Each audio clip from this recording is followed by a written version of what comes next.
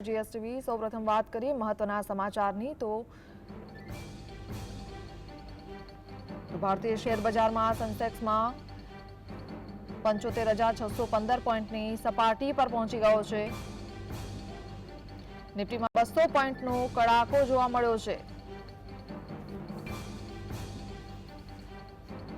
Nifty 22,827 point પર છે। 200 પોઈન્ટના કડાકા સાથે ભારતીય શેર બજારમાં સેન્સેક્સમાં 500 પોઈન્ટનો વધારો થયો છે।